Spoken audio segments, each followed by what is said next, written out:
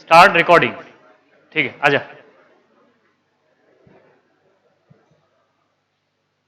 तेरे को दूसरी चेयर नहीं मिली क्या? चेयर खत्म हो गई? अच्छा ठीक, कोई बात।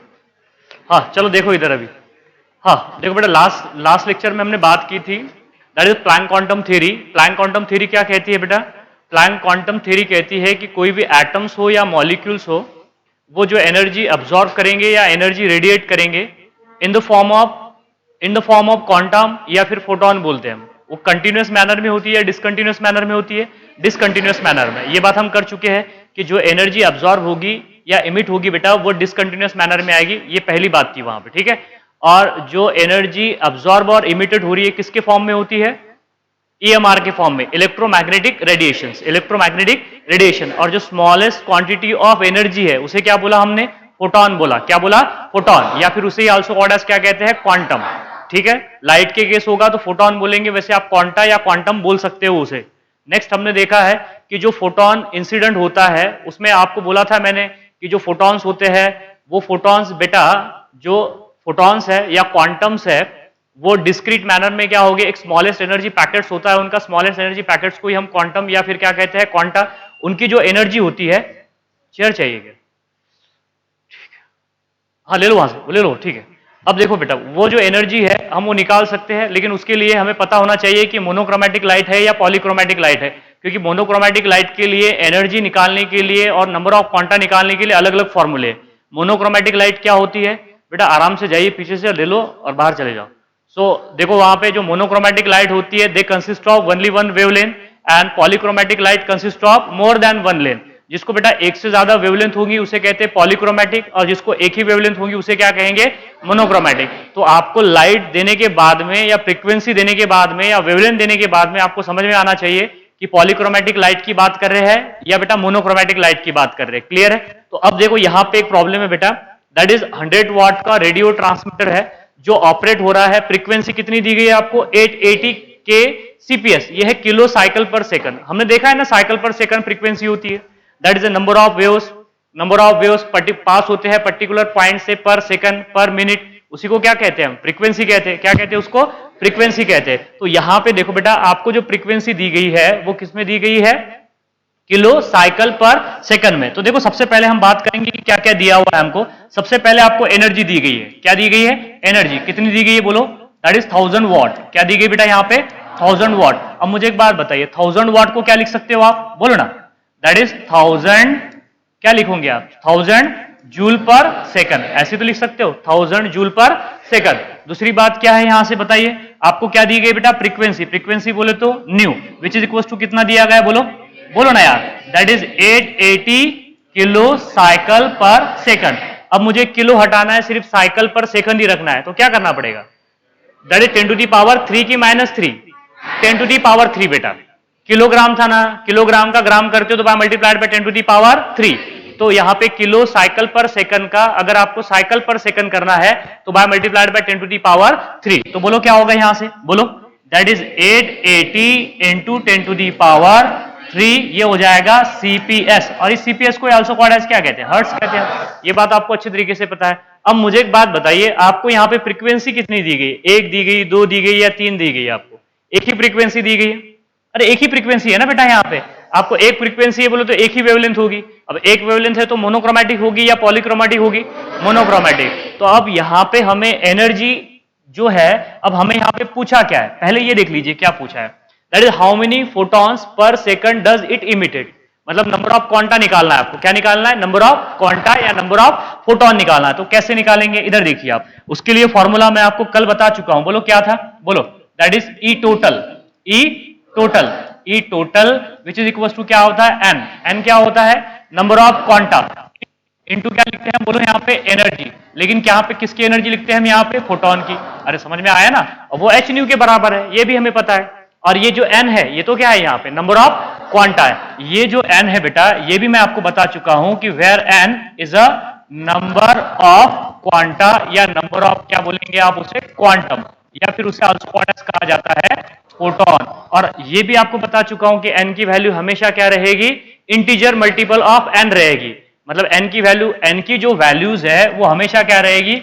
1 रहेगी, या तो 2 रहेगी, या तो 3 रहेगी, या तो 4 रहेगी, 5 रहेगी। मतलब n की इंटीजर मल्टीपल आएगी। अगर n की वैल्यू, पहले n की वैल्यू n है तो दूसरे n की वैल्यू 2n आएगी, तीसरी 3n आएगी, बाद में 4n आएगी, 5n आएंगी। इसे तो हम क्या कहते हैं? क्वांटाइजेशन। और यहां पे किसका क्वांटाइजेशन है? एनर्जी का। जैसे हमने क्वांटाइजेशन ऑफ चार्ज बताया था ना मिलिकन ऑयल ड्रॉप मेथड में। जो बेटा मिलिकन ने चार्ज निकाला था, किस पर का चार्ज निकाला था रे? इलेक्ट्रॉन पर का। तो उसने देखा था कि जो बार बार जो इलेक्ट्रॉन के, जो ऑयल ड्रॉप के ऊपर की जो चार्ज की वैल्यू आ रही थी वो 1.6 इंटू 10 टू दी पावर -19 के इंटीजर मल्टीपल आ रही थी। समझ में आ रही है ना बात? मतलब उसके एकदम इंटीजर मल्टीपल आ रही थी। जैसे कि n आएगी पहले की, तो दूसरे की 2n आएगी, तीसरी की 3n आएगी। तो उसे हमने बोला था क्वांटाइजेशन ऑफ चार्ज बोला था। अब यहां पे क्या है?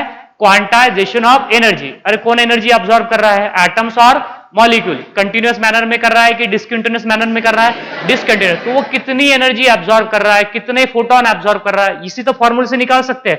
बताइए मोनोक्रोमेटिक के लिए है या पॉलीक्रोमेटिक के लिए? मोनोक्रोमेटिक के लिए। अगर पॉलीक्रोमेटिक के लिए देखना है तो अलग हो जाएगा फिर वो।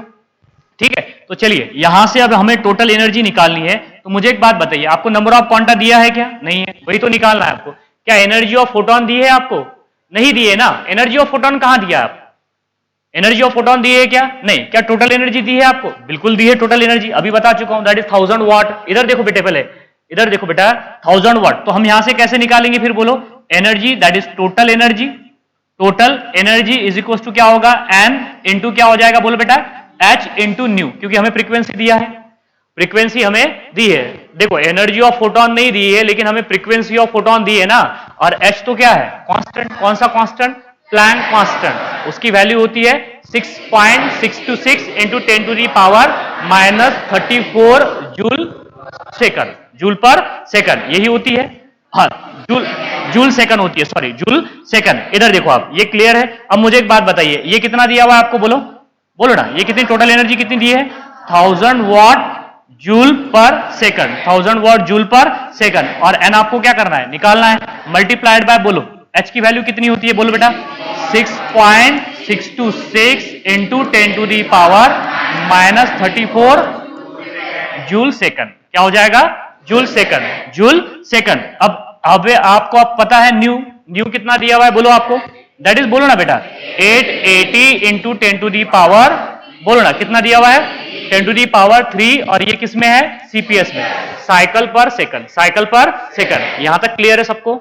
देखो यहां तक आपको दिया हुआ है और मैंने सारी वैल्यू यहां पे पुट कर दी है। अब क्या करेंगे हम? इधर देखो आप, अब बेटा यहां से देखिए आप, देखो ये जूल से जूल आउट, ये जूल से जूल क्या हो जाएगा? आउट हो जाएगा। क्लियर है सबको बातें यहां पे? अब देखो ये क्या है यहां पे?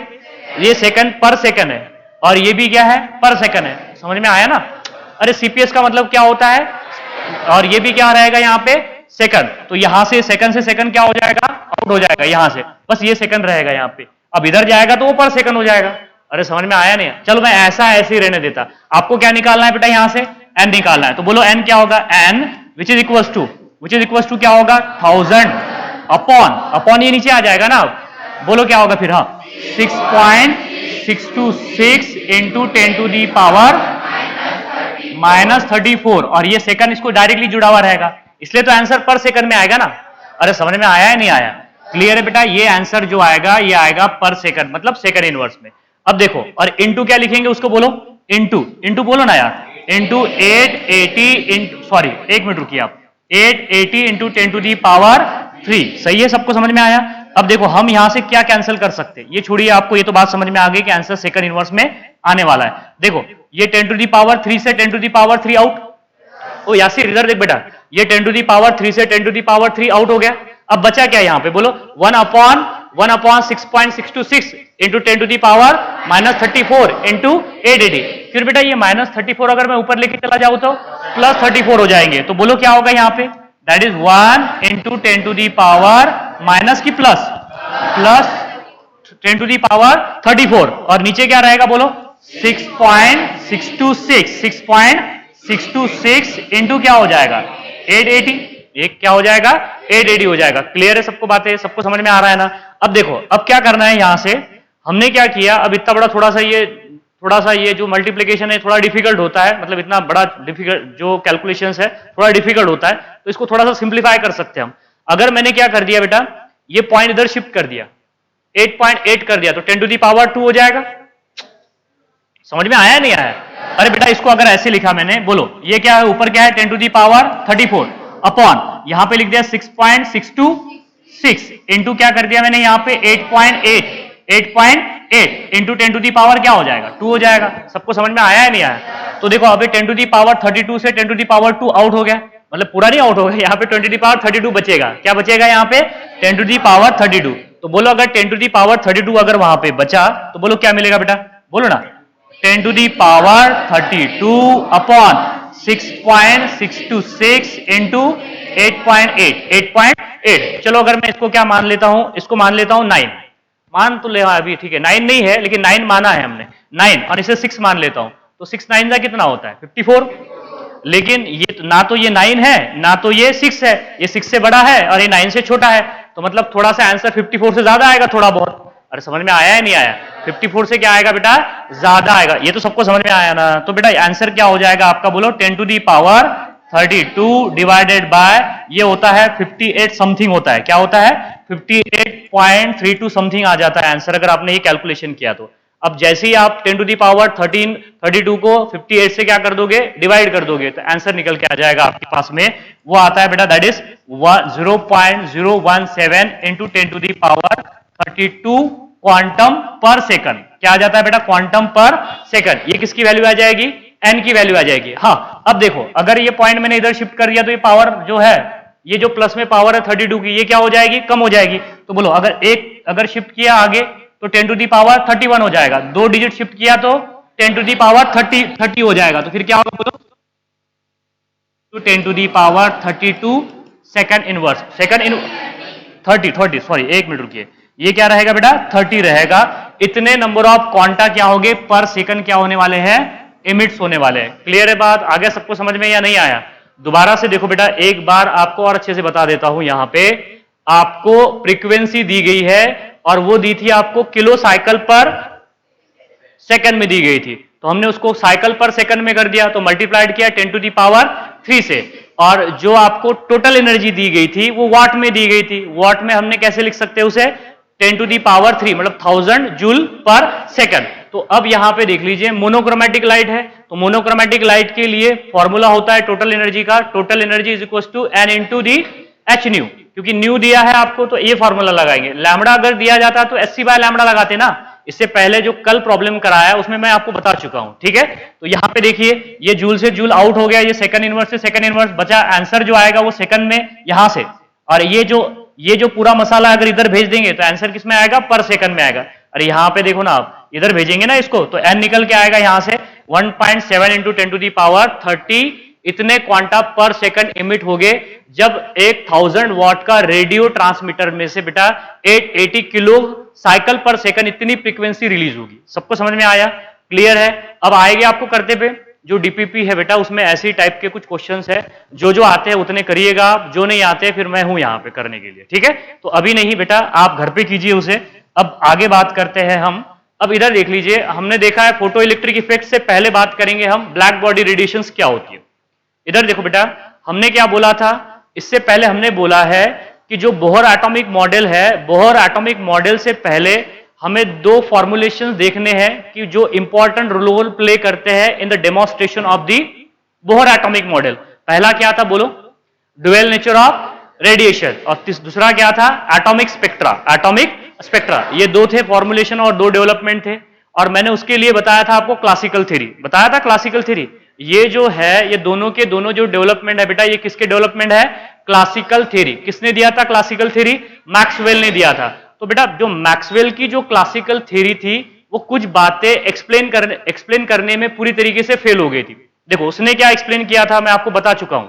उसने वेव नेचर एक्सप्लेन किया था, वेव नेचर एक्सप्लेन किया था। कौन सी फिनोमिनॉन है जो इलेक्ट्रोमैग्नेटिक रेडिएशंस का वेव नेचर प्रूव करती है, पहली है डिफ्रैक्शन, दूसरी क्या है, इंटरफेरेंस। बोला था कि नहीं बोला था बेटा, 2 जो फिनोमिनॉन है, पहली है डिफ्रैक्शन, दूसरी है इंटरफेरेंस। ये इलेक्ट्रोमैग्नेटिक रेडिएशन का कौन सा नेचर बताती है, वेव नेचर। डिफ्रैक्शन क्या होता है, जब बेटा किसी स्मॉल ओपनिंग से वेव्स पास होती है, टक्कर मारती है, तो वो छोटी छोटी स्मॉल सेमी सर्कुलर वेव बना देती है।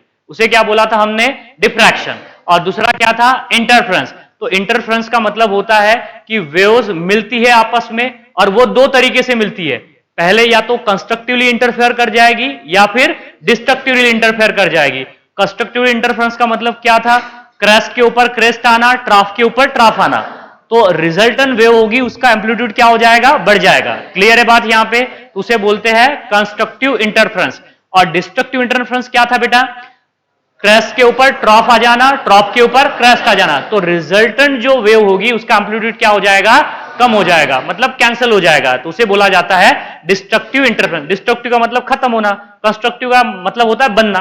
समझ में आ रही ना बातें आपको, तो ये हम बात कर चुके हैं जो इलेक्ट्रोमैग्नेटिक रेडिएशन का वेव नेचर बताती है। अब आगे सुनिएगा, क्लासिकल थ्योरी बेटा कुछ बातें एक्सप्लेन करने के लिए पूरी तरीके से नाकाम हो गई थी। उसमें सबसे पहला है that is the black body radiations क्या होता है, इसके बारे में कोई बात नहीं की बेटा क्लासिकल थ्योरी ने। दूसरी बात, फोटो इलेक्ट्रिक इफेक्ट के बारे में पूछा गया है, तो फोटो इलेक्ट्रिक इफेक्ट के बारे में कोई बात नहीं की गई।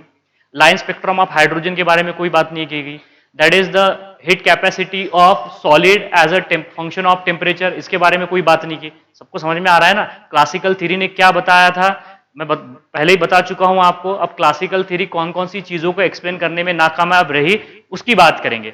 बाद में आपको बताऊंगा कि फोटो इलेक्ट्रिक इफेक्ट क्या होता है और ब्लैक बॉडी रेडिएशंस क्या होता है। ठीक है, आ रही है बात सबको समझ में, लिख के बताता हूं बेटा। इधर देखिए आप, जो क्लासिकल थ्योरी थी मैक्सवेल की, दैट इज क्लासिकल थ्योरी।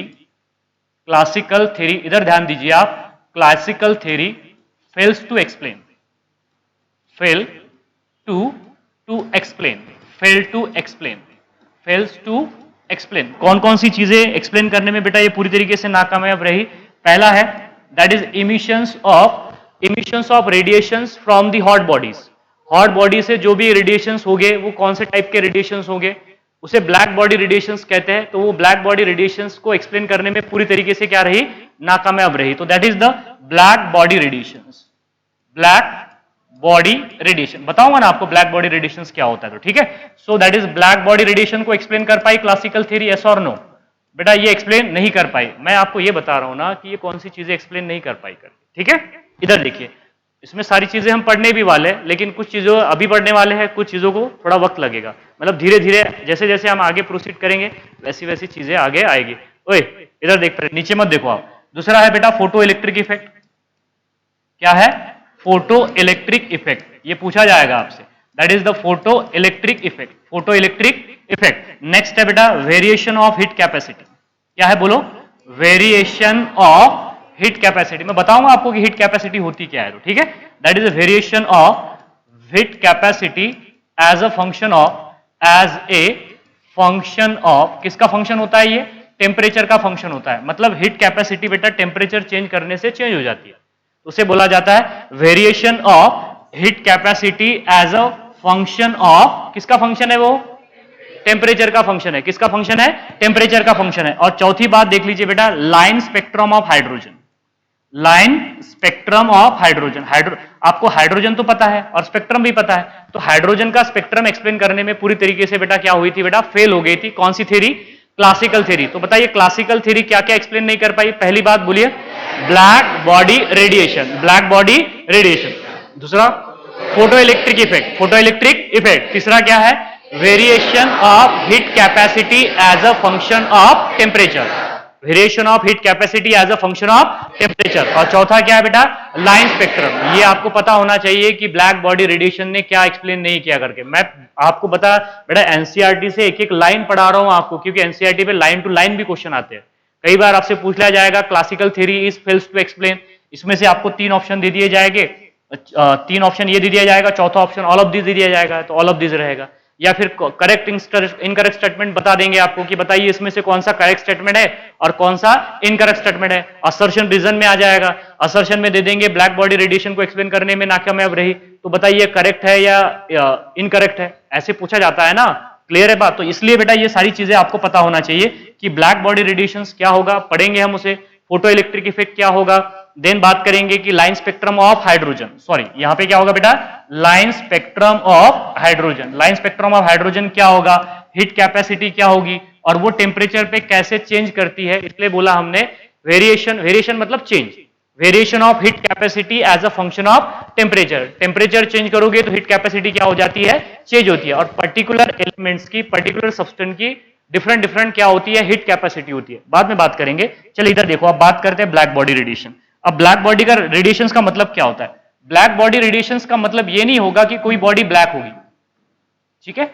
यहां पे ये नहीं होगा कि काली बॉडी होगी, काली बॉडी रेडिएट करेगी radiation which is called as, उसे क्या बोलेंगे आप, ब्लैक बॉडी रेडिएशन। इसका मतलब ये बिल्कुल भी नहीं है बेटा।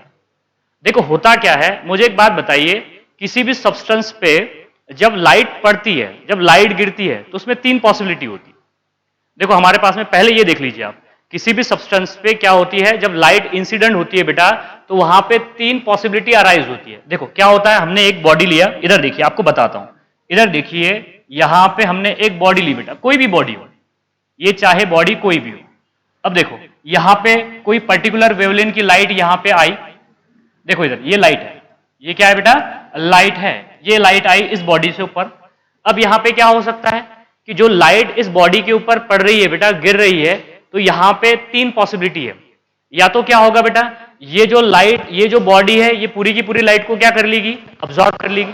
समझ में आ रही है ना बात है। पहली पॉसिबिलिटी है कि जितनी भी लाइट गिरी है उस बॉडी के ऊपर, वो पूरी की पूरी क्या हो जाए, अब्सॉर्ब हो जाए, या पूरी की पूरी क्या हो जाए, रिफ्लेक्ट हो जाए, या तो कुछ अब्सॉर्ब हो जाए, कुछ क्या हो जाए, रिफ्लेक्ट हो जाए। सबको समझ में आ रहा है ना। देखो पहली हमने अगर किसी बॉडी के ऊपर, इधर देखो बेटा, दैट इज किसी बॉडी के ऊपर लाइट, पर्टिकुलर वेवलेंथ की लाइट इंसिडेंट की है, तो यहां से तीन पॉसिबिलिटी अराइज होती है।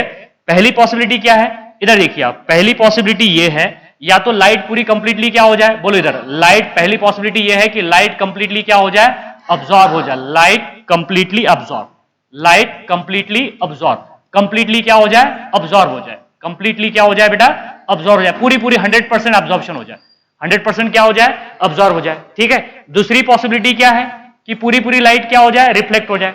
समझ में आ रहा है, दैट इज पूरी पूरी लाइट कंप्लीट क्या हो जाए, रिफ्लेक्ट कर जाए, कंप्लीट रिफ्लेक्शन, कंप्लीट रिफ्लेक्शन हो जाए।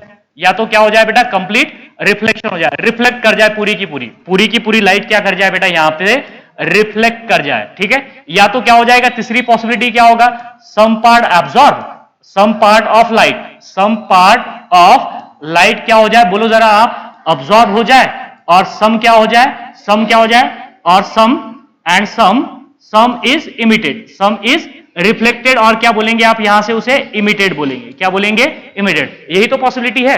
अरे किसी बॉडी के ऊपर अगर आपने व्हाइट लाइट छोड़ी बेटा, तो व्हाइट लाइट छोड़ने के बाद में यहां पे तीन पॉसिबिलिटी होती है, या तो 100% एब्जॉर्प्शन हो जाए, या तो 100% इमिशन हो जाए, या फिर बेटा क्या हो जाए, 50% एब्जॉर्प्शन हो जाए, 50% क्या हो जाए, इमिशन हो जाए। बताइए आप इसके अलावा कोई चौथी पॉसिबिलिटी सोच सकते हो इसमें, नहीं ना।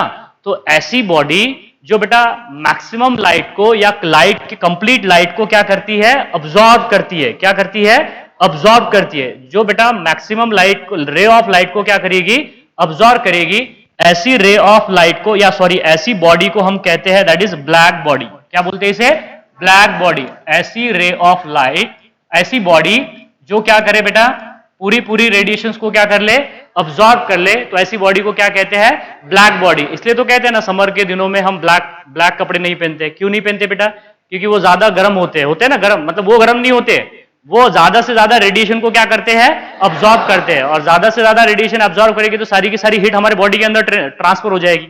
समझ में आ रही है ना बातें आपको। इसलिए बोलते हैं फिर हम धूप लग जाती है, ऐसा होता है कि नहीं होता है। इसलिए बेटा समर के दिनों में हम बेटा हल्के रंग के या व्हाइट कलर के, व्हाइट कलर नहीं होता है, व्हाइट ही होता है, सो ऐसे कपड़े पहनते हैं। समझ में आ रही है ना बातें आपको। तो ब्लैक बॉडी क्या करती है, गुड एब्सॉर्बर होती है। क्या होती है, गुड एब्सॉर्बर। अब ऐसी बॉडी जो मैक्सिमम लाइट को क्या करते बेटा, रिफ्लेक्ट कर दे, that body which is called as, उसे बोला जाता है व्हाइट बॉडी। क्या बोलेंगे आप, बोलो उसे, व्हाइट बॉडी। इसलिए तो आपको पता है कि समर के दिनों में हम व्हाइट कपड़े पहनते हैं, पता है ना क्यों पहनते हैं, समझ में आया अभी, क्योंकि वो गुड रिफ्लेक्टर है। क्या है, गुड रिफ्लेक्टर है। ज्यादा से ज्यादा रे ऑफ लाइट जो सन से आती है बेटा, उसे क्या कर देती है, वो रिफ्लेक्ट कर देती है। तो ऐसी बॉडी को क्या बोलेंगे आप, व्हाइट बॉडी। अब तीसरी पॉसिबिलिटीज है, अब तीसरी पॉसिबिलिटीज क्या है कि कुछ पार्ट अब्सॉर्ब कर जाए और कुछ पार्ट क्या कर जाए बेटा, इमिट कर जाए। तो ऐसी बॉडी को कहते हैं हम कलर्ड बॉडी। क्या बोलेंगे इसे, बोलो, कलर्ड बॉडी। सबको समझ में आया, कलर्ड बॉडी किसे कहेंगे। अब देखो कलर हम कब कहते हैं, व्हाइट और ब्लैक। बेटा व्हाइट और ब्लैक कोई कलर नहीं है, बॉडी जो है बेटा अगर कंप्लीट रेडिएशंस को क्या कर रही है, अब्सॉर्ब कर रही है, तो आपको क्या नजर आएगा, ब्लैक नजर आएगा। अगर कंप्लीट रिफ्लेक्ट कर रहा है तो क्या नजर आएगा आपको, व्हाइट बॉडी। अगर सम पार्ट अब्सॉर्ब कर रही है और सम पार्ट क्या कर रही है, इमिट कर रही है या रिफ्लेक्ट कर रही है, तो उसे क्या बोलेंगे आप, कलर्ड बॉडी बोलेंगे। जो भी आप कलर देख पाते हो, तो बेटा कलर देखने के लिए या किसी भी ऑब्जेक्ट को देखने के लिए सबसे पहले क्या होना चाहिए, सबसे पहले तो आंखें होना चाहिए, नहीं? ठीक है, तो क्या होता है, एक पर्टिकुलर, सुनिएगा आप, आंखें सबके पास है, इधर देखो आप बेटा, एक पर्टिकुलर, मुझे आपको मतलब आपको मुझे देखना है, तो क्या होता है पता है, एक पर्टिकुलर वेवलेंथ की लाइट मुझ पर इंसिडेंट होती है, यहां से रिफ्लेक्ट होकर आपके रेटिना में पहुंचती है, और जैसे ही आपके रेटिना में पहुंचेगी तो मेरी इमेज आपकी रेटिना में आई में कास्ट हो जाएगी, तो मैं आपको नजर आऊंगा। समझ में आ रही है ना बातें आपको? एक मजेदार बात बता देता हूं आपको, देखो यहां से एक पर्टिकुलर वेवलेंथ की लाइट आ रही है और वो मुझ पे इंसिडेंट हो रही है, और मेरे पास से, ओए यहां से बेटा, यहां से निकल के यहां से रिफ्लेक्ट होके वो आपके रेटिना में पहुंच रही है रेटिना में, तो रेटिना में आपके इमेज कास्ट हो रही है मेरी, इसलिए मैं आपको दिखाई दे रहा हूं। तो मुझे एक बात बताइए, ये जो सोर्स है लाइट का, यहां से लाइट मुझ तक आने तक कुछ ना कुछ तो टाइम लगेगा, मान लीजिए कुछ ना कुछ टाइम लगेगा, कम लगेगा लेकिन लगेगा टाइम। मान लीजिए हमने मान लिया 2 सेकंड लगा, कितना लगा, 2 सेकंड, और यहां से जो लाइट रिफ्लेक्ट हुई है, यहां से जो लाइट रिफ्लेक्ट हुई है और आपकी आंखों तक पहुंचने के लिए भी टाइम लगेगा, उसे लगेगा कि नहीं लगेगा? मान लीजिए 5 सेकंड लगा या 4 सेकंड लगा, कोई भी लगा, 4 सेकंड लगा, क्लियर है बात यहां पे? अगर वो 4 सेकंड यहां से यहां पे पहुंच, आप मेरे से आप तक पहुंचने के लिए कितना टाइम लग रहा है, 4 सेकंड, सोर्स से मुझ तक पहुंचने के लिए कितना टाइम लग रहा है?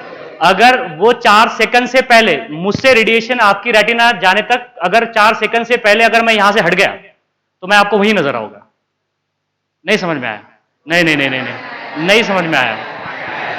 हाँ, वेरी गुड। देखो क्या होता है, देखो आप बेटा रात में कई बार क्या होता है, आप टेरेस पे चढ़ते हो कि नहीं चढ़ते हो? टेरेस में, रात में टेरेस पे चढ़ के तारे गिनने लगते हो, आप लगते हो ना, जो कि पॉसिबल नहीं है, देखने तो देखते तो हो ना, ठीक है? तो आप देखते हो इमीडिएटली क्या होता है, एक तारा टूट जाता है और आपको नजर आता है ना नजर। इसका मतलब वो तारा ऐसा नहीं है कि बेटा उसी टाइम टूटा होगा, वो इससे हजारों साल पहले टूटा होगा, लेकिन उससे जो रे ऑफ लाइट है वो आपके पास में लेट पहुंची है, इस वजह से वो तब आपको दिखा दिया। ऐसा नहीं है कि वो तारा उसी वक्त टूटा होगा, वो हजारों लाखों साल पहले टूटा हो सकता है, लेकिन जो उससे रेडिएशन जो टकराई थी वो आपसे हजारों साल के बाद में आपके रेटिना में मिली होगी, तभी आपको वो रेडिएशन की, मतलब जो तारे की जो टूटना है वो आपको दिखाई देता है। समझ में आया? अभी समझ में आ गया ना होगा आपको कि लाइट को पहुंचने के लिए, एक ऑब्जेक्ट तक पहुंचने के लिए वक्त लगता है, और वहां से रिफ्लेक्ट होने के लिए आपकी रेटिना में उसकी इमेज कास्ट होने के लिए वक्त लगता है। अगर वो दोनों में वक्त में हमने गड़बड़ कर दिए, तो जो इमेज है बेटा वो वहीं पे नजर आएगी, चाहे वो हजारों साल पहले तारा क्यों ना टूटा हो। क्लियर है बात? यहाँ पे थोड़ा और अच्छे से बताऊंगा हाइजेनबर्ग अनसर्टेनिटी प्रिंसिपल के ऊपर। तो अभी क्लियर है यहाँ पे, अगर कोई बॉडी बेटा मैक्सिमम रे ऑफ लाइट को एब्जॉर्ब करेंगी तो उसे क्या बोलेंगे, ब्लैक बॉडी।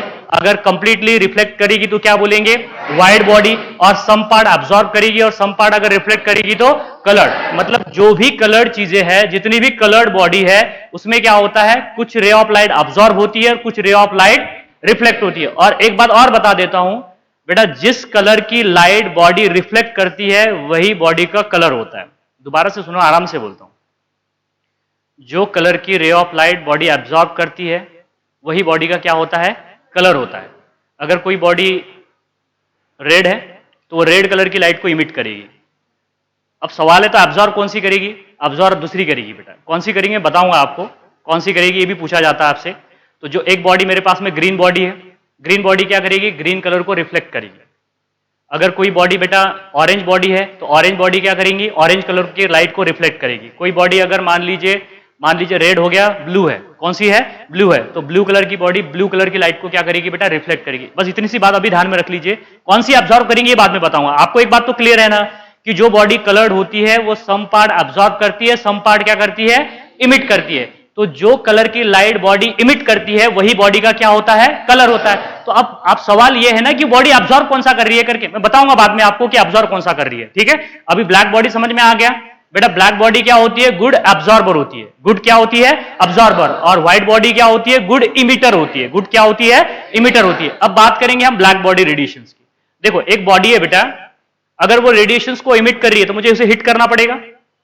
क्या करना पड़ेगा, हिट करना पड़ेगा। अगर हिट करने के बाद में जो रेडिएशंस जो निकलेगी बेटा, अगर मान लीजिए कोई ब्लैक बॉडी है तो ब्लैक बॉडी क्या करेगी, ऑलमोस्ट जो है रेडिएशन को क्या करेगी, अब्जॉर्ब करेगी। मतलब ऐसा नहीं है कि फिर एक ही फ्रीक्वेंसी की रे ऑफ लाइट को अब्जॉर्ब करेंगी, दो ही frequency of ray of light को अब्जॉर्ब करेंगी, three frequency of ray of light को अब्जॉर्ब करेगी, या एक ही वेवलेंथ की लाइट को अब्जॉर्ब करेगी। ऑल फ्रीक्वेंसी ऑफ लाइट को क्या करेगी? वो अब्जॉर्ब करेगी। ऑल वेवलेंथ ऑफ लाइट को क्या करेगी? वो अब्जॉर्ब करेगी। मतलब ऐसी बॉडी जो बेटा क्या करती है, over wide range of wavelength और वाइड रेंज ऑफ फ्रीक्वेंसी की लाइट को क्या करे?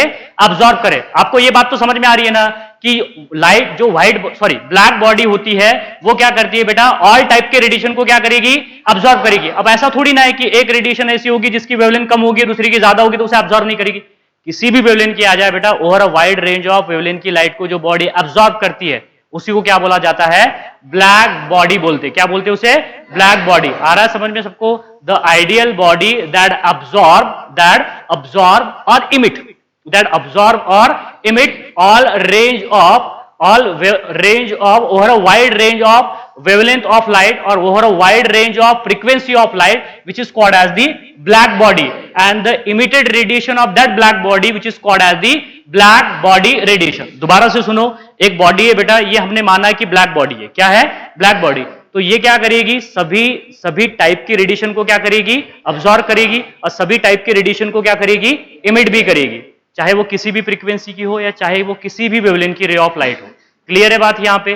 तो इसे बोलेंगे हम ब्लैक बॉडी। तो इसमें से जो इमिशन होगा ब्लैक बॉडी में से, जो इमिशन होगा किसके फॉर्म में होगा? इलेक्ट्रोमैग्नेटिक रेडिएशन के फॉर्म में होगा। तो उसी को हम क्या कहते हैं?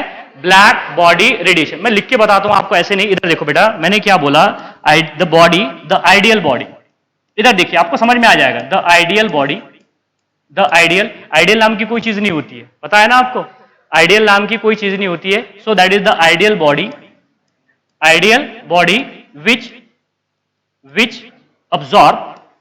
which क्या बोलेंगे आप? which absorb और emit। अब्जॉर्ब भी कर सकती है और क्या कर सकती है बेटा? इमिट भी कर सकती है। अब्जॉर्ब और emit over a wide range of, wide बोले तो बहुत बड़ी, ठीक है, छोटी नहीं, नैरो रेंज नहीं बोल रहा, वाइड बोल रहा हूं बेटा। Wide range of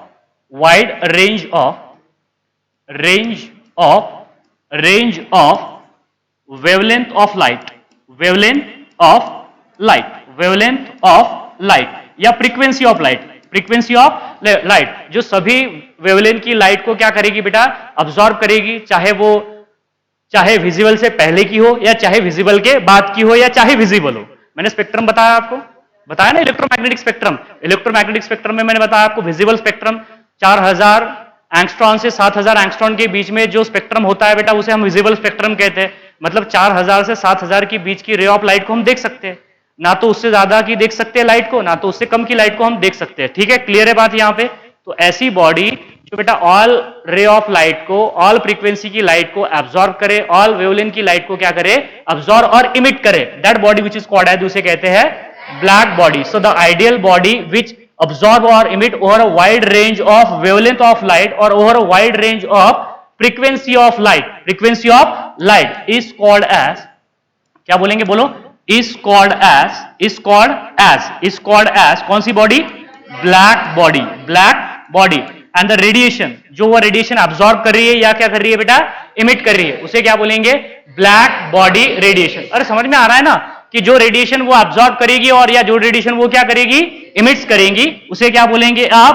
black body radiation. So that is the, ये सबको समझ में आया? Black body and radiation and the radiation is called as, क्या बोलेंगे? बोलो बेटा उसे। Is called as black body radiation. क्या बोलेंगे? ब्लैक बॉडी रेडिएशन, या इसी को बोलेंगे हम शॉर्ट में BBR। क्या बोलेंगे? BBR का मतलब क्या होता है? Black body radiation. आपको बात तो समझ में आ रही है ना? ब्लैक बॉडी रेडिएशन क्या होता है? देखो हमारे पास में एक आयरन है, आयरन का रॉड है। एक क्या लिया हमने? आयरन का रॉड लिया। इसको आप हिट कीजिए, इसको हिट करेंगे लगातार, आपने भट्टी में डाल दिया, इसको हिट कर रहे हैं आप, तो पहले थोड़ा सा डल रेड हो जाएगा। वो क्या हो जाएगा? डल रेड हो जाएगा। ठीक है, डल रेड के बाद में जैसे और ज्यादा हिटिंग करोगे आप उसे, और ज्यादा क्या करोगे? हिट करोगे उसे, तो वो क्या हो जाएगा? चेरी रेड में कन्वर्ट हो जाएगा। कैसे हो जाएगा? Cherry red. और ज्यादा हिट करोगे तो ब्लूइश पड़ जाएगा, और ज्यादा हिट करोगे उसे तो क्या होगा पता है आपको? वो एकदम से व्हाइट हो जाएगा। आपको इसका मतलब क्या है? समझ में आ रहा है? इसका मतलब है जैसे जैसे आप बेटा उसे हिट कर रहे हो तो उसमें से इमिशन रेडिएशन जो है वो निकल रही है। तो डिफरेंट डिफरेंट वेवलेंथ की रेडिएशंस होगी। पहले मैंने क्या बोला, डल रेड हो जाएगा, बाद में क्या हो जाएगा, चेरी रेड। मतलब जो चेरी रेड है, चेरी रेड में बेटा एक फ्रीक्वेंसी की रे ऑफ लाइट इमिट करेगा, और जैसे ही और ज्यादा हिट करेंगे आप उसे, वो ब्लू हो जाएगा, तो मतलब वो ब्लू कलर की लाइट को इमिट करेगा, और बाद में और हिट करेंगे तो व्हाइट हो जाएगा। आपने देखा है ना, व्हाइट हो जाता है, बाद में पिघल जाता है। वो लोहा जो है बेटा, आयरन, बाद में पिघल जाता है और व्हाइट हो जाता है। व्हाइट हो जाए मतलब वो दूसरे वेवलेंथ की लाइट को क्या कर रहा है, इमिट कर रहा है। तो बेटा हिट करने के बाद में बॉडी से जो रेडिएशंस निकलती है, ऑल टाइप की रेडिएशन को अगर जो बॉडी एब्जॉर्ब और इमिट करती है, उसी को हम क्या कहते हैं, ब्लैक बॉडी। एंड जो रेडिएशंस उसमें से इमिट हो रहे हैं या एब्जॉर्ब हो रहे हैं, उसे बोला जाता है black body radiation. Black body radiation मतलब सबसे पहले बॉडी को टेम्परेचर देना जरूरी है, और हिट करना पड़ेगा ना बेटा। जब हिट करोगे तभी तो रेडिएशन निकलेगी। अब ये खाली कोई बॉडी कोल्ड बॉडी है, उसमें से कोई रेडिएशन निकलेगी क्या? हाँ निकलेगी भी, तो बहुत कम निकलेगी, जो ऑब्जर्व नहीं होगी। समझ में आ रही है बात है आपको? निकलेगी भी तो बहुत कम निकलेगी। तो होता क्या है, इसका एप्लीकेशन सुन लीजिए बेटा, कि ब्लैक बॉडी रेडिएशन कैसे चेंज होती है। मतलब आपको एक बात समझ में आ रही है ना, कि अगर आपने हिट करेंगे अगर किसी भी बॉडी को, तो उसका कलर चेंज होगा कि नहीं होगा? होगा कलर। अगर कलर चेंज हो रहा है मतलब उसमें से रेडिएशन क्या हो रही है, इमिट हो रही है, या फिर अब्जॉर्ब हो रही है, जो कोई भी हो रही है। अब जो कलर की लाइट इमिट करेगा वही बॉडी का क्या हो जाएगा, कलर हो जाएगा। मान लीजिए कोई बॉडी का कलर रेड हो गया हिट करने के बाद, तो कौन सी कलर की रेडिएशन को इमिट कर रही है, रेड। कोई बॉडी का कलर ब्लू हो गया हिट करने के बाद, तो कौन सी कलर की रेडिएशन इमिट कर रही है, ब्लू। अरे आ रहा है ना समझ में? ओए बेटा, अगर मान लीजिए कोई बॉडी अगर व्हाइट हो गई, तो वो कौन से कलर की, मतलब कौन सी वेवलेंथ की, मतलब बॉडी का कलर कौन सा हो जाएगा, व्हाइट। मतलब उसकी वेवलेंथ भी क्या हो जाएगी, व्हाइट के रेंज में आ जाएगी, व्हाइट के रेंज में आ जाएगी। कलर चेंज हो रहा है तो वेवलेंथ चेंज होगी, कलर चेंज होगा तो वेवलेंथ चेंज होगी, वेवलेंथ चेंज होगी तो क्या होगी, फ्रीक्वेंसी चेंज होगी। क्या करने पे फ्रीक्वेंसी चेंज हो रही है, वेवलेंथ चेंज हो रही है, हिट करने पर। आ रहा है ना सबको समझ में? क्लियर है? अब सवाल यह है कि वेवलेंथ बढ़ेगी या घटेगी। समझ में देखेंगे ना, बढ़ेगी या घटेगी, ग्राफिकली निकाल के बताऊंगा आपको। ग्राफिकली निकाल के बताऊंगा कि बॉडी कब कलर्ड रीजन में आती है, बोले तो विजिबल रीजन में आती है, और कब विजिबल रीजन से पहले रहेगी और कब विजिबल रीजन के बाद में रहेंगे। अगर कोई बॉडी विजिबल रीजन से पहले की रेडिएशन इमिट कर रही है या विजिबल रेडिएशन के बाद की रेडिएशन इमिट कर रही है, तो हमें कलर दिखाई देगा क्या? कलर हमें दिखाई नहीं देगा। जब वो विजिबल रीजन में आएगी तभी हमें उसका कलर क्या होगा, दिखाई देगा। तो देखो अब होता क्या है, जब हम किसी बॉडी को क्या करते हैं बेटा, हिट करते हैं। इधर देखिए ग्राफिकली बताता हूं, बड़ा बता के बताता हूं। इधर देख लीजिए, हमने इस वाई एक्सिस पे ले लिया इंटेंसिटी। क्या ले लिया?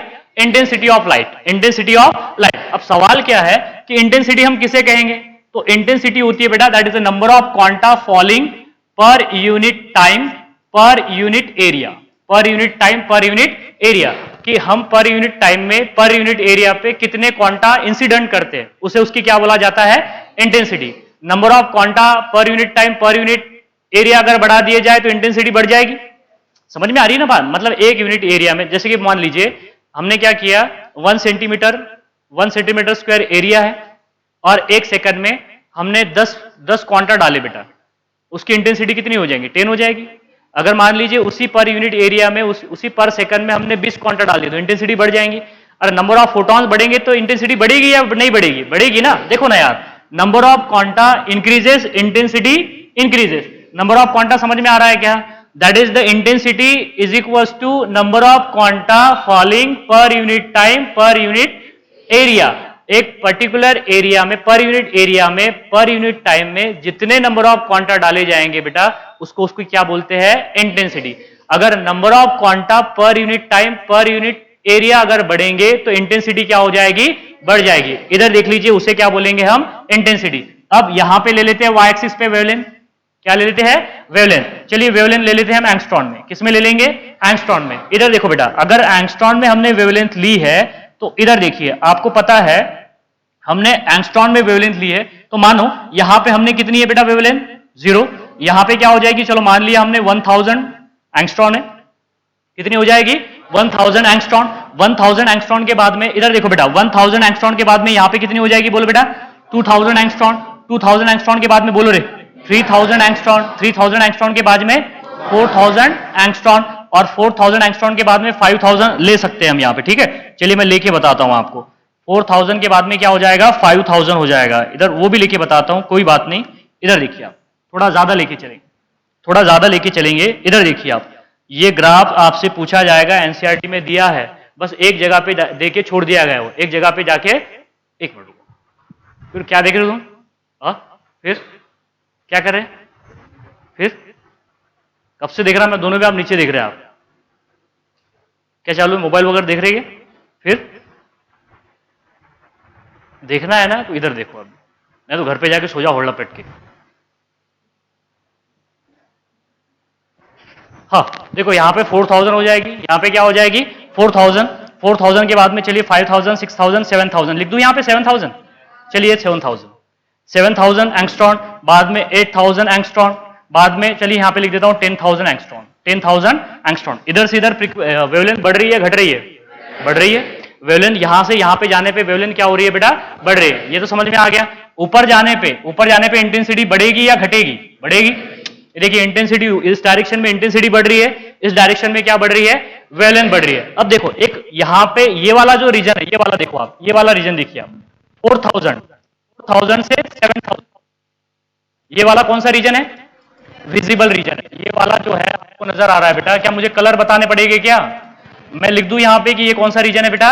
Visible region. इधर देखिए ये वाला जो रीजन है बेटा, इसे बोला जाता है that is visible region. VIBGYOR, violet, indigo, blue, green, orange, red, ये वाला जो रीजन है बेटा ये वाला है। मतलब जब किसी रे ऑफ लाइट की वेवलेंथ इस रीजन में आ जाएगी तो उसके कलर आपको देखना शुरू हो जाएंगे।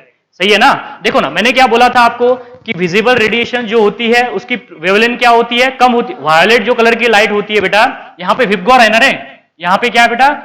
विबगॉर है ना, विबगॉर। अरे समझ में आया ना? ये कौन सी है? वायलेट। ये कौन सी है? रेड। तो मैंने बोला था कि वायलेट की वेवलेंथ कम होती है लेकिन फ्रीक्वेंसी ज्यादा होती है। बोला था कि नहीं बोला था? अरे wavelength is inversely proportional to frequency. Wavelength ज्यादा होगी तो फ्रीक्वेंसी क्या होगी? कम होगी। ये बात बोला था मैंने आपको। तो वायलेट की फ्रीक्वेंसी क्या होगी? ज्यादा, क्योंकि वेवलेंथ क्या है उसकी? कम है। रेड की फ्रीक्वेंसी क्या होगी? कम, क्योंकि उसकी वेवलेंथ क्या है? ज्यादा। जब बेटा हम किसी बॉडी को हिट करेंगे तो वो रेडिएशन इमिट करेगी या नहीं करेगी? करेगी ना रेडिएशन इमिट। अगर उसकी वेवलेंथ विजिबल रेडिएशन से ज्यादा होगी या विजिबल रेडिएशन की वेवलेंथ से ज्यादा होगी या कम होगी, तो क्या आपको colour of ray of light नजर आएगी? नहीं नजर आएगी। जब वो बेटा इसी रीजन में आएगी, कौन से रीजन में बोलो? विजिबल रीजन में, तो वो रेडिएशन का कलर आपको नजर आएगा। अरे समझ में आया है नहीं आया? अब देखो मैं क्या कर रहा हूं बेटा, एक बॉडी लिया, देखो कलर चेंज करके बताता हूं। इधर देखिए आप, इधर देखो बेटा, हमने क्या किया, जब बॉडी को हम क्या करते हैं? हिट करते हैं तो उसमें से रेडिएशन निकलना शुरू होती है। तो रेडिएशन जैसे जैसे रेडिएशन निकलेंगी, और जितनी ज्यादा रेडिएशन हम इंसिडेंट करेंगे, मतलब नंबर ऑफ क्वांटा इंसिडेंट बढ़ेंगे, नंबर ऑफ क्वांटा बढ़ेंगे तो क्या बढ़ेगी? इंटेंसिटी बढ़ेगी। क्योंकि मैं अभी बता चुका हूं कि नंबर ऑफ क्वांटा पर unit time per unit area, इसे क्या बोलते हैं? इंटेंसिटी। ये तो समझ में आता है ना? अरे बेटा नंबर ऑफ क्वांटा बढ़ाना मतलब इंटेंसिटी बढ़ाना, और number of ray of light, जितनी इंटेंसिटी हम बढ़ाएंगे उतने नंबर ऑफ क्वांटा बढ़ेंगे, नंबर ऑफ क्वांटा उतने क्या होंगे? बढ़ेंगे। तो देखो होता क्या है, जब हमने क्या किया बेटा, नियर अबाउट हमारे पास में है 3000 केल्विन टेम्परेचर। कितना है? 3000 केल्विन टेम्परेचर। कम टेम्परेचर नहीं बेटा, बहुत ज्यादा टेम्परेचर है, दैट इज 3000 केल्विन टेम्परेचर। जब 3000 केल्विन टेम्परेचर होता है, किसी बॉडी को हिट करते हैं हम, तो देखो होता क्या है, उसकी जो वेवलेंथ है वो कैसे बढ़ती है। इधर देखिए, इधर देखिए आप, ये थोड़ा सा अच्छे से बना देता हूं, ऐसे नहीं, अरे एक मिनट रुकिए, इसे थोड़ा अच्छे से और बना देता हूं। जब 3000 के आसपास रहता है तो देखो फ्रीक्वेंसी वेवलेंथ कैसे चेंज होती है। इधर देखो, ये देखो आप, यहां पे है टेम्परेचर है 3000, तो देखो यहां से जैसे जैसे हिट करोगे वैसे वैसे डिक्रीज हो जाएगी और ऐसे चली जाएगी। आपको क्या नजर आ रहा है? इधर देखो 3000 केल्विन पे जैसे हम हिट करेंगे बेटा किसी बॉडी को, तो देखो उसकी वेवलेंथ घट रही है बढ़ रही है? अरे घट रही है ना, इधर जा रही है तो क्या हो रही है? घट रही है। वेवलेंथ क्या हो रही है? डिक्रीज हो रही है। वेवलेंथ क्या हो रही है? डिक्रीज। और देखो इंटेंसिटी क्या हो रही है? बढ़ रही है। दिख रहा है ना, धीरे धीरे करके इंटेंसिटी क्या हो जाएगी? बढ़ जाएगी। लेकिन क्या ये इंटेंसिटी पीक विजिबल रीजन में गया? नहीं गया। तो नजर आएगा क्या? नहीं आएगा। जैसे ही आपने बेटा क्या कर दिया? 4000 कर दिया। क्या कर दिया आपने? बोलो 4000 केल्विन। 4000 केल्विन। देखो ये इंटेंसिटी का पिक थोड़ा बहुत नजदीक चला जाएगा किसके? विजिबल के। फिर भी दिखाई देगा क्या? नहीं दिखाई देगा। फिर भी दिखाई देगा क्या? नहीं दिखाई देगा। जैसे ही आपने बेटा 5000 कर दिया, क्या कर दिया आपने? बोलो 5000। तो ये जो इंटेंसिटी पीक है थोड़ा बहुत कहां चला जाएगा? किसमें आ जाएगा? थोड़ा बहुत विजिबल रीजन के करीब आ जाएगा, लेकिन अभी भी विजिबल रीजन के बाहर ही हो। लेकिन जैसे ही आपने बेटा कितना ले लिया? बोलो 6000 केल्विन। 6000 केल्विन। तो जैसे ही आपने बेटा 6000 केल्विन टेम्परेचर लिया, तो देखो ये जो इंटेंसिटी पीक है ये कहां पे आ जाएगा? विजिबल रीजन में आ जाएगा। मतलब अब ये जो रे ऑफ लाइट है ये आपको कलर नजर आएगी। नजर आएगी ना, क्योंकि उसकी वेवलेंथ कौन से रीजन में आ चुकी है? विजिबल रीजन में आ चुकी है। समझ में आ रहा है क्या बोल रहा हूं? तो जब टेम्परेचर कम होगा तो रेडिएशन तो इमिट होगी, बिल्कुल होगी। लेकिन वो जो रेडिएशन है 3000 पे बेटा विजिबल रीजन में आएगी क्या? नहीं आएगी। जैसे ही 4000 करेंगे तो थोड़ी बहुत करीब आ जाएगी, किसके? विजिबल रीजन के। जैसे ही 5000 करेगी तो और थोड़ी करीब आ जाएगी विजिबल रीजन के। लेकिन जैसे ही 6000 से 7000 के तक आप हिट करते हो तो बेटा एकदम से उसका इंटेंसिटी पीक कहां चला जाता है? विजिबल रीजन में। इसका मतलब क्या है कि उसकी फ्रीक्वेंसी घट रही है। देखो, इसकी फ्रीक्वेंसी बढ़ रही है और वेवलेंथ क्या हो रही है? घट रही है। टेम्परेचर बढ़ेगा तो वेवलेंथ क्या हो जाएगी? घट जाएगी। सारे ग्राफ वही बता रहे हैं आपको। और जैसे ही बेटा आप 8000 केल्विन के आसपास टेम्परेचर लेते हो, इधर देख लीजिए आप, 8000 केल्विन के आसपास टेम्परेचर लेते हो तो देखो ये इंटेंसिटी जो पीक है बेटा ये कहां चला जाता है? विजिबल रीजन के बाहर चला जाता है। मतलब अब देखो 6000 से 7000 के आसपास के बीच में जो रहेगा वो टेम्परेचर है रही है। ये क्या है? टेम्परेचर है। तो वेवलेंथ मत मान लेना, वेवलेंथ तो नीचे लिखा है मैंने। वेवलेंथ क्या लिखा है? नीचे। जैसे ही आप 6000 से 7000 के आसपास बेटा क्या करते हो? किसी बॉडी को हिट करते हो, 6000 से 7000 के आसपास टेम्परेचर पे हिट करते हो तो उसमें से जो रेडिएशन निकलती है उनकी जो वेवलेंथ है वो कौन से रीजन में आती है? विजिबल रीजन में आती है। इसलिए उनका कलर हमें नजर आता है। अब अगर उससे ज्यादा टेम्परेचर पे अगर आपने हिट किया तो इंटेंसिटी तो बढ़ेगी, नो डाउट, इंटेंसिटी क्या हो जाएगी? बढ़ जाएगी। लेकिन वो जो इंटेंसिटी पीक होगा वो विजुअल रीजन के बाहर होगा। विजिबल रीजन के कहा होगा? बाहर। अगर 6000 से कम टेम्परेचर है तो इंटेंसिटी पीक जो होगा बेटा वो क्या होगा? क्या होगा? विजिबल रीजन से पहले होगा। और 7000 8000 से अगर हिट करेंगे आप तो इंटेंसिटी पीक क्या होगा? विजिबल रीजन के बाहर होगा। सबको समझ में आया है नहीं आया? विजिबल रीजन में कब रहेगा? नियरली 6000 से 7000 के बीच में रहेगा। तो यहां से आपको एक बात निकल के आ रही है बेटा कि हम यहां पे जैसे जैसे टेम्परेचर बढ़ा रहे हैं, टेम्परेचर क्या हो रहे हैं? बढ़ा रहे हैं। टेम्परेचर अगर बढ़ा रहे हैं तो बताइए वेवलेंथ क्या हो रही है? घट रही है। वेवलेंथ घट रही है मतलब इंटेंसिटी क्या हो रही है? बढ़ रही है। मतलब इंटेंसिटी अगर आपने बढ़ा दी, इंटेंसिटी आपने क्या कर दी बेटा? बढ़ा दी, तो वेवलेंथ क्या हो जाएगी? घट जाएगी। इंटेंसिटी अगर आपने बढ़ा दी तो वेवलेंथ क्या हो जाएगी? घट जाएगी। दूसरा मतलब क्या है? टेम्परेचर अगर बढ़ा है तो लैम्बडा क्या हो जाएगा? डिक्रीजेस। टेम्परेचर बढ़ा रहे तो वेवलेंथ घट रही है ना, देखो ना आप, ये देखो ना और पास पास जा रहा है। देखो 8000 के आसपास, देखो 1000 के आसपास हो गई उसकी वेवलेंथ। अरे समझ में आ रहा है या नहीं आ रहा है? तो टेम्परेचर इंक्रीजेस, वेवलेंथ डिक्रीजेस। और ये जो इंटेंसिटी है, देखो इंटेंसिटी पीक की हाइट बढ़ रही है नहीं बढ़ रही है? सबको समझ में आ गया? So these are the variation of, that is the variation of intensity और intensity peak as a function of temperature. मतलब टेम्परेचर इंक्रीजेस और decreases, wavelength decreases. Temperature increases, wavelength decreases. मतलब टेम्परेचर को जो वेवलेंथ है वो डायरेक्टली प्रोपोर्शनल है कि इनवर्सली प्रोपोर्शनल है? इनवर्सली प्रोपोर्शनल है। ये बात आपने ध्यान में रखना कि बेटा फ्रीक्वेंसी को ही डायरेक्टली प्रोपोर्शनल नहीं, फ्रीक्वेंसी को इनवर्सली प्रोपोर्शनल ही लैम्बडा। टेम्परेचर को भी क्या होता है? इनवर्सली प्रोपोर्शनल होता है। सबको समझ में आया? इधर देखो आप, टेम्परेचर बढ़ेगा तो लैम्बडा घटेगा, लैम्बडा घटेगा तो फ्रीक्वेंसी क्या होगी? बढ़ेगी। फ्रीक्वेंसी बढ़ेगी तो इंटेंसिटी क्या हो जाएगी? बढ़ जाएगी। आ गया सबको समझ में? क्लियर है? देखो मैंने आपको ये तो इसमें तो आपको 4-5 ग्राफ बता दिया। सिर्फ एनसीईआरटी में एक ही ग्राफ दिया है बेटा, इतना बस, उसमें 2 ही ग्राफ बताए गए। इधर देखो आप, एनसीईआरटी में पेज नंबर 38 या 37 पे, आई थिंक 37 पे, ठीक है? आपने घर पे जाके देख लेना उसको। यहां पे दिया है इंटेंसिटी, यहां पे दिया है लैम्बडा। इधर देखो आपको क्या दिया हुआ है यहां पे सिर्फ इतना दिया हुआ है। यहां पे दिया हुआ है T2 और यहां पे दिया है T1। आ गया सबको समझ में? बस यहां पे दिया हुआ है कि T2 will be greater than T1, T2 will be greater than T1। T1 कम है, T1 क्या है? कम है। T2 क्या है? ज्यादा है। अगर T2 ज्यादा है तो लैम्बडा क्या हो जाएगा? कम हो जाएगा। T1 कम है तो लैम्बडा क्या हो जाएगा बेटा? ज्यादा हो जाएगा। यही मतलब दिया, बस इतना सा ग्राफ दिया है बेटा। एनसीईआरटी पेज नंबर 37 या 38, कुछ मेरे पास में जो है उसमें 37 पे है, आपके पास में 38 पे, 1-2 पेज ऊपर नीचे हो सकते हैं। क्लियर है बात? आ गया सबको समझ में? ब्लैक बॉडी रेडिएशंस क्या होता है तो। और ये जो है ये डायग्राम आप थोड़ा अच्छे से देख लीजिए बेटा, ये एनसीईआरटी में नहीं दिया है, मैंने आपको सिर्फ ये बताया है कि टेम्परेचर कैसे कैसे चेंज करेंगे तो वेवलेंथ कैसे चेंज होगी। जैसे जैसे टेम्परेचर बढ़ेगा वेवलेंथ क्या होती चली जाएगी? घटती चली जाएगी। और नियर अबाउट 6000 से 7000 के आसपास केल्विन टेम्परेचर पे वो जो रेडिएशन इमिटेड हो रहे हैं उनकी जो वेवलेंथ है वो विजिबल रीजन के आसपास होगी। इस वजह से हमें कलर नजर आएंगे। मैंने वही बोला था ना, जैसे कि आयरन रॉड को आप हिट करोगे तो पहले डल रेड हो जाएगा, बाद में चेरी रेड हो जाएगा, बाद में ब्लू हो जाएगा, बाद में क्या हो जाएगा? व्हाइट हो जाएगा। इसका क्या मतलब है? उसकी जो वेवलेंथ है वो क्या हो रही है? चेंज हो रही है। इस वजह से तो कलर आ रहे हैं ना बेटा। अगर वेवलेंथ चेंज नहीं होती तो कलर नजर आते क्या आपको? नहीं आते। क्लियर है ना? रे आ रहा है? डिफिकल्ट लगा क्या? यस सर बोल रहे हैं ना? अरे डिफिकल्ट लगा कि मुझे एक बात बताइए, सबसे पहले एक बात बताइए, ये प्रॉब्लम है, किसी को कोई प्रॉब्लम है क्या? नहीं ना? हाँ चलिए ठीक है। अब मुझे बताइए यहां पे कोई, यहां पे देखिए आप, दूसरा देखिए, ये तो सबको समझ में आया। इधर देखो आप, क्या हो गया ना?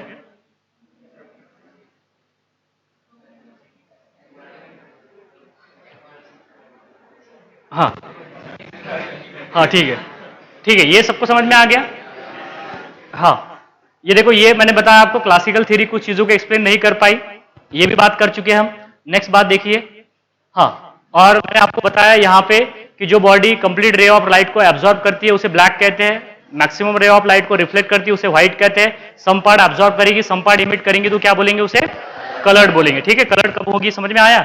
अब उसके बाद में मैंने बोला है कि ऐसी आइडियल बॉडी जो all frequency of ray of light को क्या करेगी, अब्जॉर्ब करेगी, ऑल वेवलेंथ ऑफ लाइट को क्या करेगी, अब्जॉर्ब और इमिट करेंगे, उसे बोलेंगे बेटा ब्लैक बॉडी। और उस रेडिएशन को जो ब्लैक बॉडी अब्जॉर्ब और इमिट कर रही है in the form of EMR, उसे क्या बोलेंगे आप, black body radiation, black body radiation. और उसके बाद में क्या बताया, ये वेरिएशन बता दिया, बस इतना सा है।